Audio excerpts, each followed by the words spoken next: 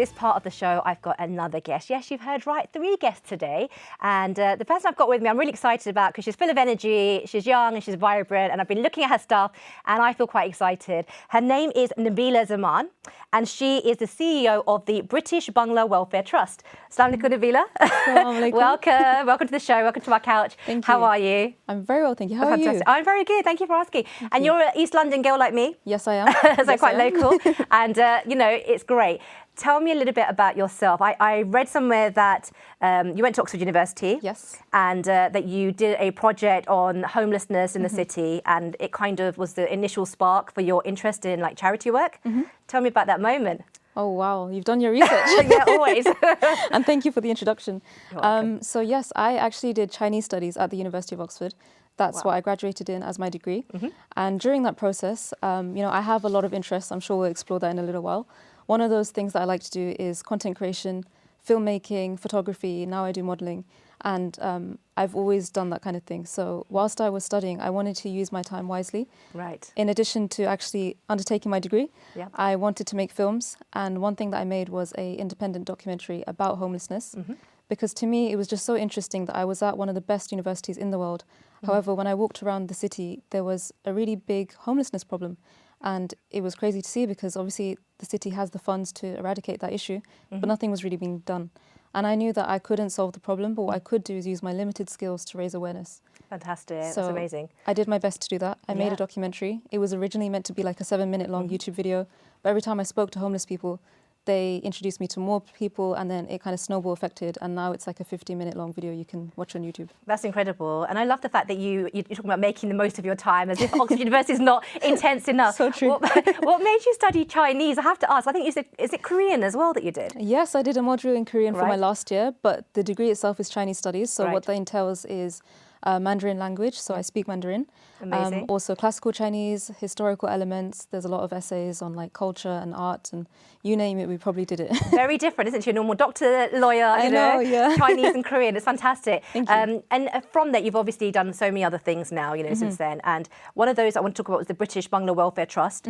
Tell me a little bit about this. And it started in, I believe, 2012? Yes. How did that come about? So the charity is something that my dad's been doing since 2006, and in 2012 he officially got it registered as a UK charity, and he'd been doing it in the background, but of course I guess the older generation don't like to take pictures of things in the same way that we document everything now, and I always do that. So in 2020 we kind of joined forces, and he opened a charity shop in East London, so it's actually where I came from before this, it's in Stratford. And ever since then I've been working with him, I guess, as the CEO, and we kind of split our work half and half. I manage a lot of the communications, the social media. Yes. A lot of different projects that we, again, share amongst ourselves. That's amazing. Now, I've seen some of your Insta Reels and they're good fun. I love the vibe. And you're obviously trying to bring a little bit of youth to it, you know, and to, you know, forgive me if I'm wrong, but maybe to make the charity shop a little bit more trendy, a little bit more... Yeah, absolutely. Yeah? Would you say that's fair? I would say that's fair, yeah. And it's great because actually our stereotypes of charity shops is very much like musty, old people's places that people don't shop in, right? But you've got some lovely stuff, you've got arty stuff, you know, and like I said, there's a real sort of fun vibe about it, you know, so that's not the only thing you do. I know that you also have got, you know, this real sort of compassion for charity. And one of the things that really sort of caught my eye was this project that I believe you guys are working on in Bangladesh, about creating the first care home in Sylhet. I think we've got a little video clip of what that might entail, and then I'd like to ask you something about that. Of course, absolutely. Let's have a little look at this. This is for you guys.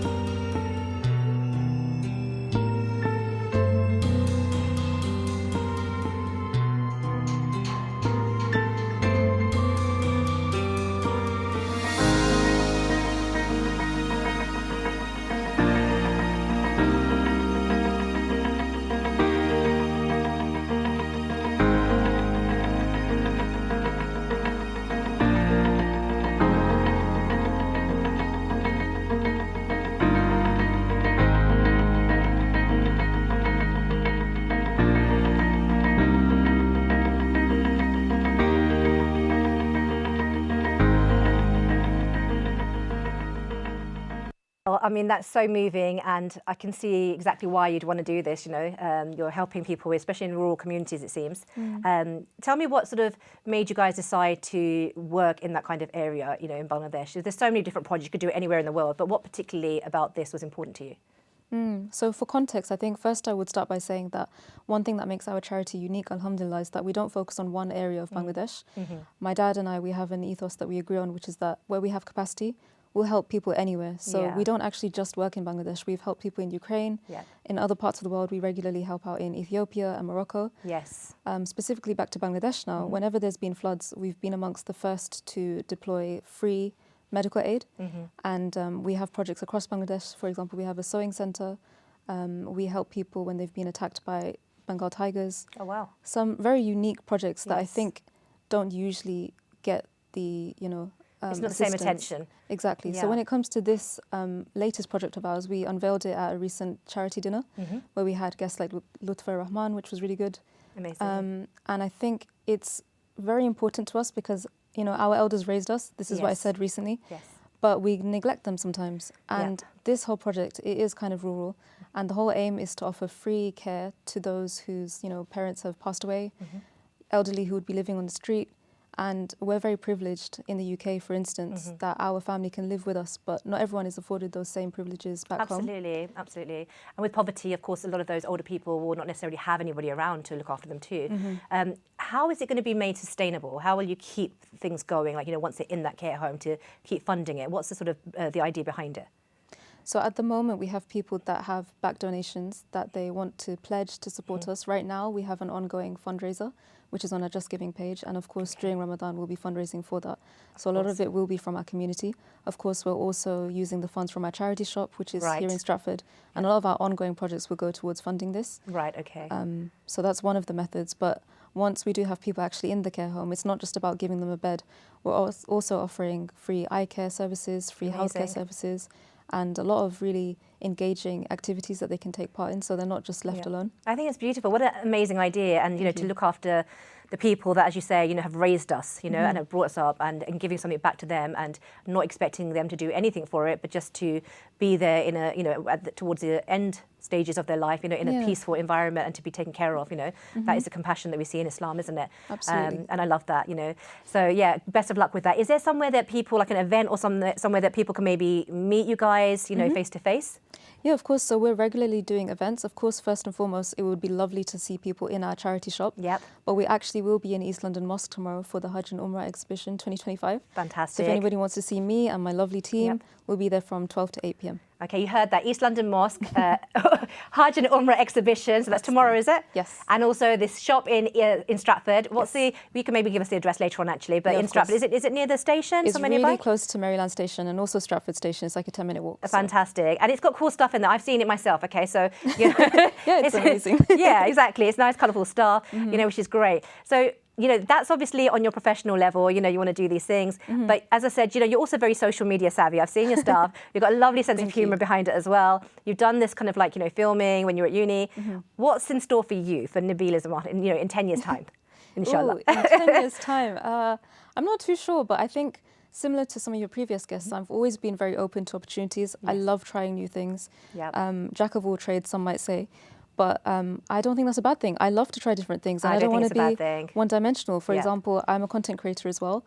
And one thing that's really important to me is to not stick to one theme. Yeah. That might be better for growth, but I'd get bored. And I'd look back and not be proud of myself.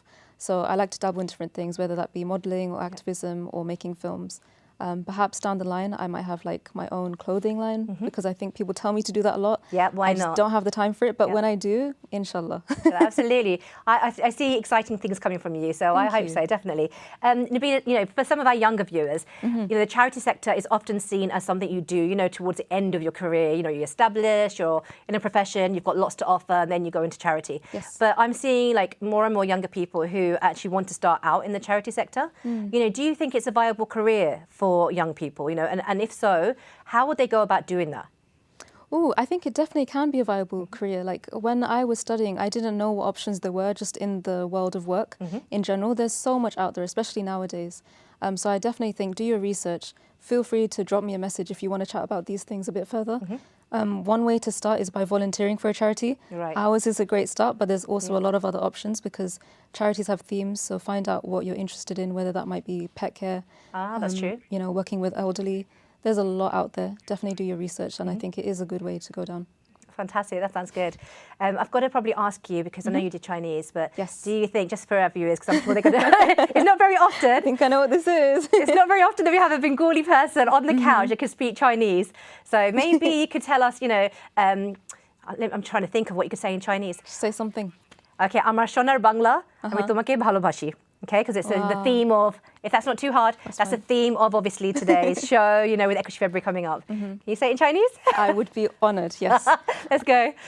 我亲爱的孟加拉国，我爱你。 Wow, I love it. I don't, you know, I'm hoping she was correct. Yeah, no, it was. But yeah, it sounds perfect. Fantastic. That sounds so good. Have you actually been to China as well? I lived there for a year and You I lived there for a visited a year? few times, yeah. Fantastic. Okay, and so is that somewhere that the charity might branch out to eventually as well? I mean, inshallah, like I said, we're open to helping people in any country. And I would also say people should go there more for holiday destinations. Yes. There's a lot of halal food and people never realize that.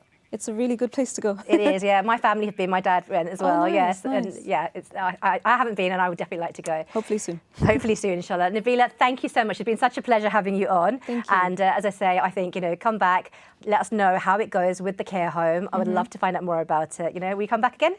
Absolutely. This is my second time already, so I will definitely be back. Fantastic. That's brilliant. Thank you so much.